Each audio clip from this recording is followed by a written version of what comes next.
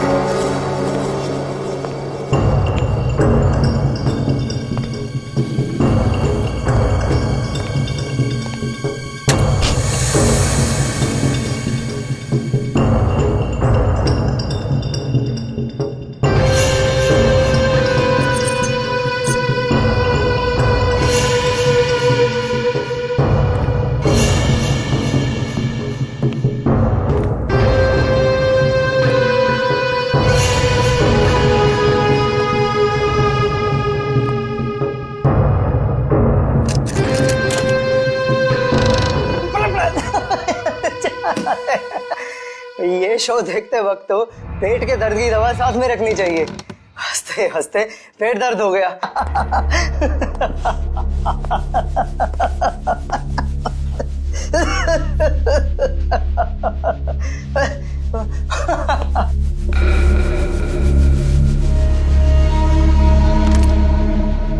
कौन है ये? प्रमोद कौन है ये? बहुत खुशकिस्मत हो तुम।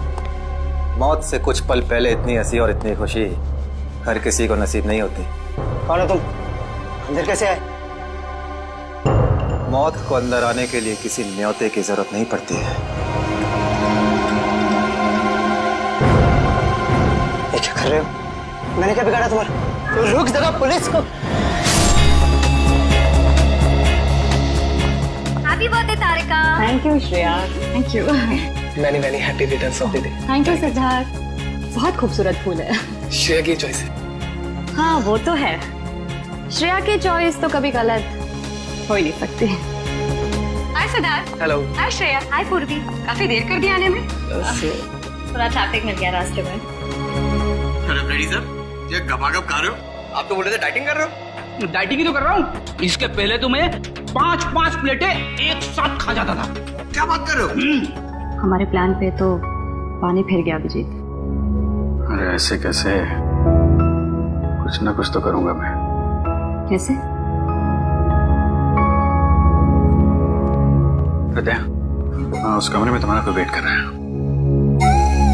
मेरा वेट कर रहा है? हाँ, कौन? तुम जाओ तो सही। अरे जाओ।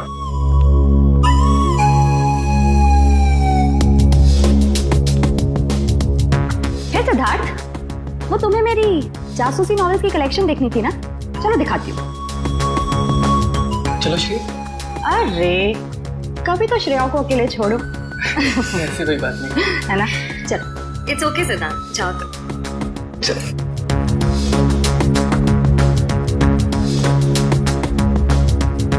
अरे श्रेया तुम यहाँ, वहाँ कमरे में कोई तुम्हारा वेट कर रहा है। कौन? अरे जाओ देखो। अरे सर।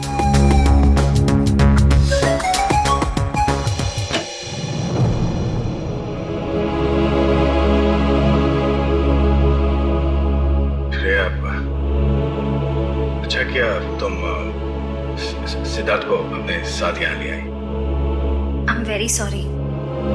उस दिन मैंने आपके साथ बहुत बुरा बिहेव किया था।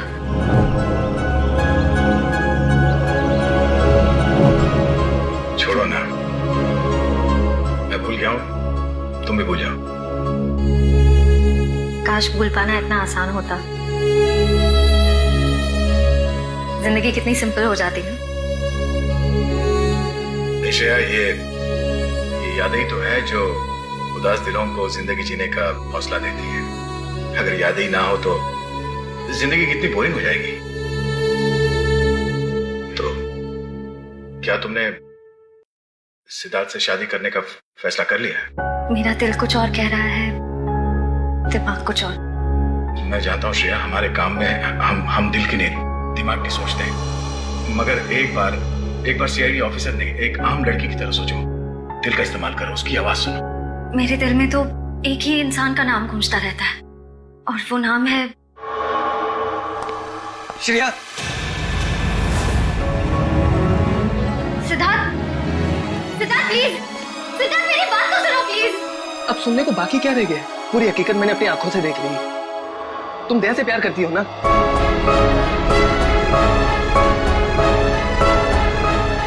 सिद्धार्थ, मैं इस बारे में तुमसे बात करने वाली थी। क्यों नहीं? सिद्धार्थ, काम इतना होता है, मौका ही नहीं मिला मुझे। मौका नहीं मिला? I just can't believe I heard that. Siddharth please मेरी बात तो सुनो। इतना आसान नहीं हो के मैं आपको मेरी जगह रखकर तो सोचो, फिर पता चलेगा मैं किस अग्नि परीक्षा से गुजर रही हूँ।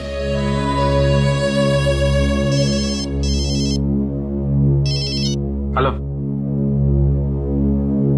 कौन?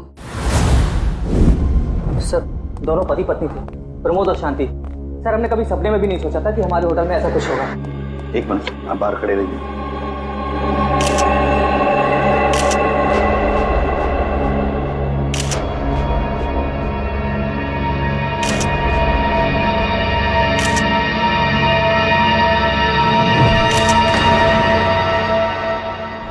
माय गॉड, दोनों की लाशें ऐसी इस अवस्था में। सर, इतने सारे केस सॉल्व किए लेकिन इस तरह का केस कभी नहीं देखा। सर, लगता है ये दोनों खूनी से विनती कर रहे थे कि वो इन्हें छोड़ दे, मगर खूनी ने जरा भी दया नहीं दिखाई। नहीं फ्रेडी, लगता है खूनी ने पहले इन दोनों को मारा और फिर यहाँ लाकर बिठा दिया, हाथ पैर बांध दिए। जिस तरह से इन दोनों को बिठाया कुर्सी में, लगता है खूनी हमसे कुछ कहना चाहता है। ये देखो, कम से कम 6-7 वार तो किए इस बेचारी पर। ऐसे इतनी बेरहमी से मारा है जैसे ये खूनी कोई सिर फिरा हो या फिर बदले की आग में ये सब किया है उसने। My God. सर, इस प्रमोद की पीठ पे भी वार किया गया है।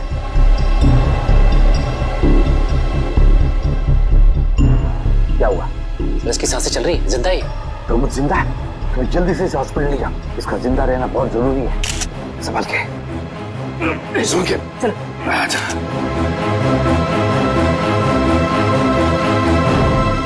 एक बात बताओ, ये खूनी अंदर आया कैसे? किसी ने देखा कैसे? नहीं सर, ये सब रात में हुआ सर, और रात के वक्त इसकी ड्यूटी रहती है सर, इससे पूछिए आप। कैसे हुआ ये सब? सर, कुछ देर के लिए मेरी आंख लग गई थी रिसेप्शन डेस्क के ऊपर। तुम्हें शर्म नहीं आती ये कहते हुए कि तुम्हारी आंख लगी थी ड्यूटी पर? Sorry sir. एक बात बताओ, ये दोनों प्रमोद और शांति कब से रह रहे तुम्हारे होटल में? सर, पिछले 6 दिनों से रह रहे थे और आगे भी 1 महीने रहने का प्लान था सर। क्यों, कुछ बताया इन्होंने? सर, प्रमोद जी की नई नौकरी लगी थी, नासिक से इस शहर में नए आए थे, उन्हें अपना घर नहीं मिला, इसीलिए होटल में रह रहे थे सर। ठीक है, जाओ। पंच, प्रमोद और शांति, इन दोनों की पूरी जानकारी चाहिए मुझे।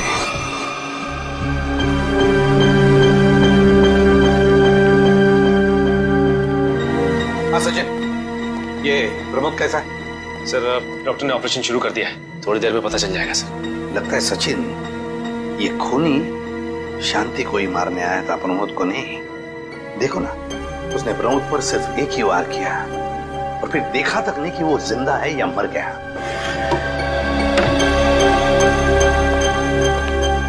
डॉक्टर साहब, कैसा है प्रमोद? हमने प्रमोद को बचा तो लिया है, मगर मगर क्या?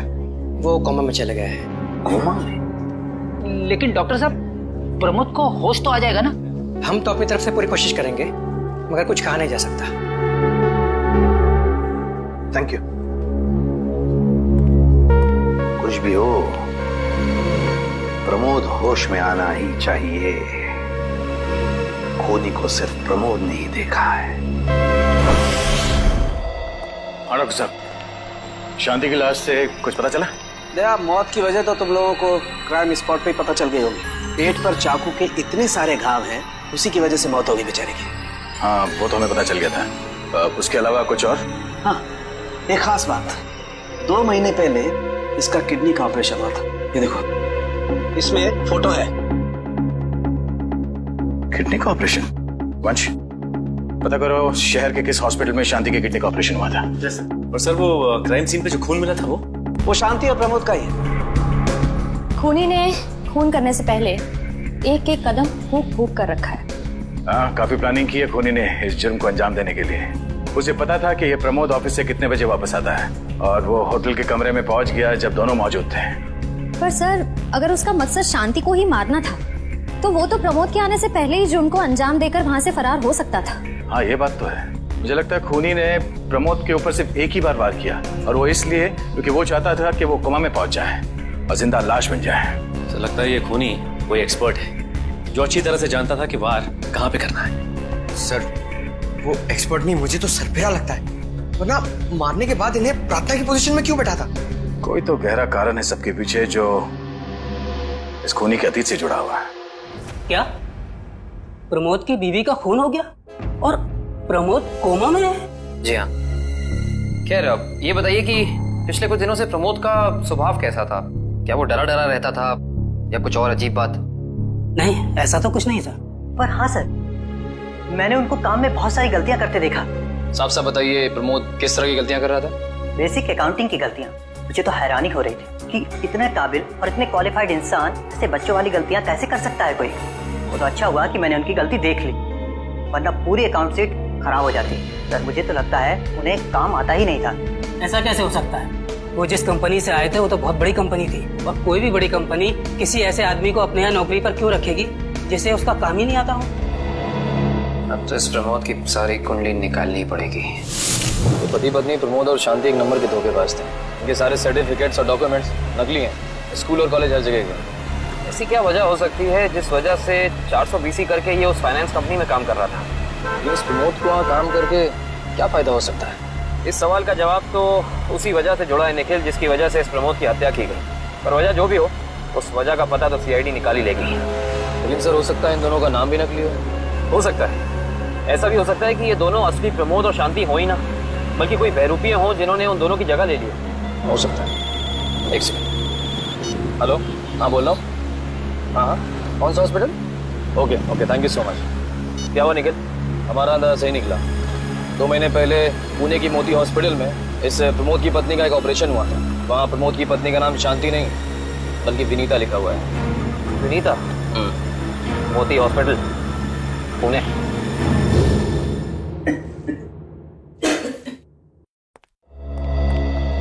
एक्सक्यूज मी, एक वक्त पे सिर्फ एक ही मरीज अंदर आएगा? हम लोग सीआईडी से। सीआईडी? मगर यहाँ मुजरिम कौन है? इसी की तलाश है हमें। एक्चुअली आपके हॉस्पिटल में 2 महीने पहले एक ऑपरेशन हुआ था, उसी के बारे में कुछ जानकारी चाहिए हमें। किसका ऑपरेशन? ये दोनों आपके हॉस्पिटल में आए थे? ये तो मिसेस विनीता कुमार है। हाँ, मिसेस विनीता कुमार। और ये इनके पति, इनकी मौत हो गई? जी हाँ, विनीता कुमार का खून हो चुका है और उनके पति प्रमोद अब कोमा में है। डॉक्टर, ये बताइए कि मिसेस विनीता कुमार ने किडनी का ऑपरेशन कराया था ना? जी हाँ। हम उसके मेडिकल रिपोर्ट्स देख सकते हैं? यहाँ पे तो पति का नाम त्रिलोक कुमार लिखा है। मतलब त्रिलोक बन गया प्रमोद और विनीता बन गई शांति। इस पेपर में उनके घर का एड्रेस लिखा हुआ है। चल के पता करें, शायद कुछ पता चल जाए। नहीं निखिल, कोई फायदा नहीं होगा। इनकी पहचानों की तरह इनका एड्रेस भी नकली होगा, देखना। हाँ, हमने इन्हें ऑपरेशन के कुछ रिपोर्ट्स कोरियर की थी, मगर वो कोरियर वापस आ गए थे। डॉक्टर, ये बताइए कि इन्होंने ऑपरेशन का पेमेंट कैश में की थी या चेक से या किसी कार्ड से? इंश्योरेंस के जरिए। इंश्योरेंस? उस इंश्योरेंस कंपनी के कोई कागजात, कोई डॉक्यूमेंट्स हैं आपके पास? हाँ, इसी फाइल में होंगे। गुड।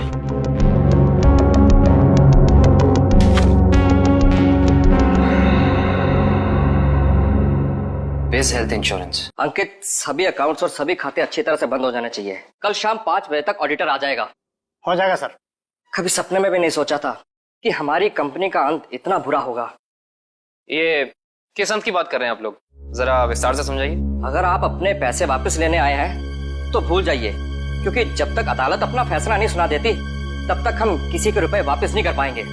पैसे वापस लेने नहीं, इंसाफ करने आए हैं। हम लोग सीआईडी से हैं। ओह, तो हमारी शिकायत सीआईडी वालों तक भी पहुंच गई है। शिकायत? ऐसा क्या कर दिया आपकी इस कंपनी ने?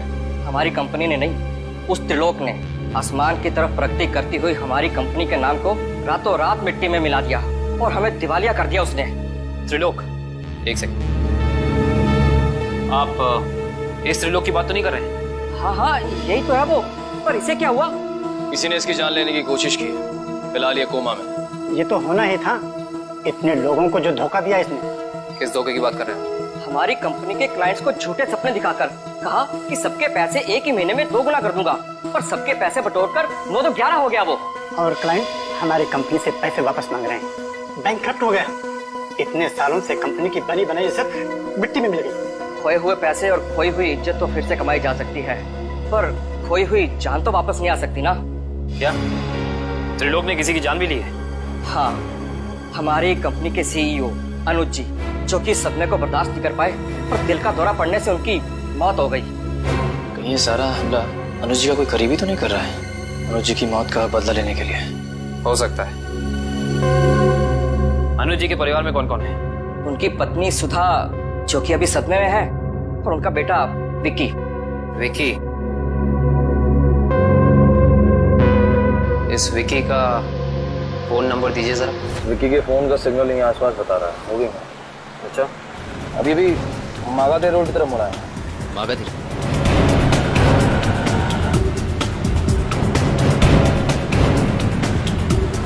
देखो सिग्नल, कुछ पता चला? एक मिनट, क्या हुआ? इस विक्की के फोन का सिग्नल यहीं आसपास बता रहा है। कहीं विक्की इस बाइक पे तो नहीं? हाँ सर, हो सकता है ये विक्की। चेक करते हैं।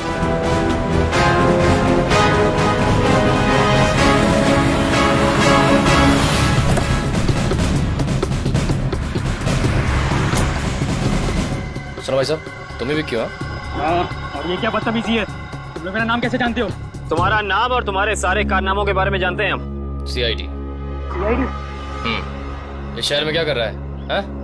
कुछ काम था, और तुम लोग मेरा पीछा क्यों कर रहे हो? बकवास बंद कर। दो खून करके भाग रहा हो, कह रहा है सीआईडी पीछा क्यों कर रही है? मैंने कोई खून नहीं किया है। अच्छा, त्रिलोक और विनीता का खून नहीं किया तुमने? त्रिलोक और विनीता मर चुके हैं? ड्रामा बनकर अपना, पूरा इतिहास है तेरा हमारे पास। उन दोनों ने तुमसे तुम्हारे पिता को छीना, उसका बदला लेने के लिए तुम यहाँ आए हो उनके पीछे। हाँ, मैं बदला लेने जरूर आया था, पर मैंने उनका खून नहीं किया।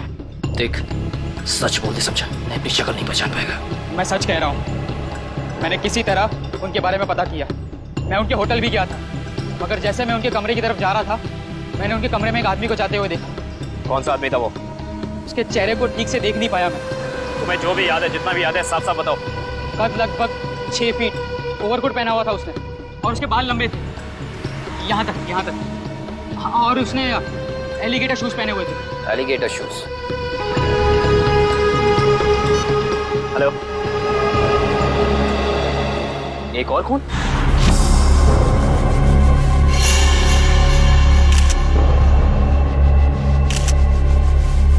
लाश ऐसे अजीब ढंग से क्यों बैठा है? कमाल है सर, पिछले वाले केस में खूनी ने उन दोनों को होटल में चाकू मारकर प्रार्थना वाली पोजीशन में बैठाया था, और इसे गोली मार के इस तरह से। लगता है दोनों का खूनी एक ही है। गोली सीधे माथे के बीचों बीच मारी है। अगर ये सीरियल किलर होता तो इसे भी चाकू से मारता सर, क्योंकि विनीता को उसने चाकू से मारा था, इसे तो गोली मारी। हाँ, मगर लाशों को ऐसे एक ही ढंग से बिठाना, क्या दो अलग अलग खूनी करेंगे? मुझे लगता है दोनों का खूनी एक ही है, और जिस वक्त इस्तिकवांशु का खून हुआ, लगता है खाना खाने ही वाला था। तो यहाँ पे दूसरी प्लेट भी पड़ी है, कहीं ऐसा तो नहीं कि ये तिग्मांशु की बीवी के लिए थी? मैम सब तो 1 हफ्ते के लिए गाँव गई हुई है, 1 हफ्ते के बाद लौटेगी। तो क्या घर में कोई और आदमी था जिसके लिए तिग्मांशु ने एक और प्लेट में खाना डाला? नहीं साहब। अच्छा, जब तुम घर वापस आए उस वक्त ये दरवाजा खुला था या बंद था? नहीं साहब, बंद था। तो फिर तुम घर के अंदर कैसे आए? साहब ने एक चाबी मेरे पास भी दे रखी है। तो जो कोई भी था, ऐसा लगता है कि तिग्मांशु उस आदमी को जानता था। एक काम करो सचिन, पंकज, घर की अच्छी तरह से तलाशी लो, देखो कुछ मिलता है क्या।